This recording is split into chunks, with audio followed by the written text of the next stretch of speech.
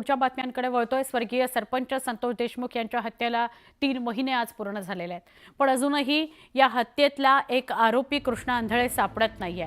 आज बारामतीत याच्या निषेधार्थ मराठा क्रांती मोर्चाच्या वतीनं सर्वधर्मीय मोर्चा काढण्यात आला। या मोर्चामध्ये देशमुख यांचे बंधू धनंजय देशमुख आणि संतोष देशमुखांची कन्या वैभवी देशमुख सहभागी झालेले आहेत। हा मोर्चा शहरातील कसबा छत्रपती शिवाजी उद्यान इथून निघाला।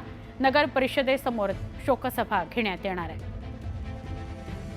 धनंजय देशमुख दृश्यांमध्ये दिसतात, वैभवी आहे। बारामतीमध्ये मोर्चा निघतोय।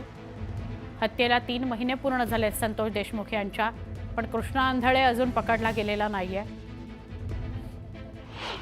जे अपहरणाचे प्रकार वाढलेले आहेत, या हत्या होण्या अगोदर जे स्टोर इन्चार्ज आहेत शिंदे साहेब आणि स्टोर मॅनेजर त्यांना अपहरण केलं होतं 28 मेला। त्यावेळेस जर ऍक्शन घेतली असती यंत्रणेनं तर ह्या पुढच्या कुठल्याही घटना घडल्या नसत्या, किंवा तिथं जी गुन्हेगारी वाढलेली आहे त्याला राजकीय पाठबळ पण दिलं गेलेलं होतं। हे वेळोवेळी सिद्ध झालेलं आहे। सगळ्या गोष्टी देशमुख कुटुंबियांना सांगायच्या आणि त्या ऐकायच्या यापेक्षा प्रत्येकानं आपल्याला जे काही भूमिका आहे आपली किंवा आपले जे काही अधिकार आहेत ते जर राबवले, ते जर प्रत्यक्षात आणले तर ह्या गुन्हेगारीला कायमचा आळा बसेल।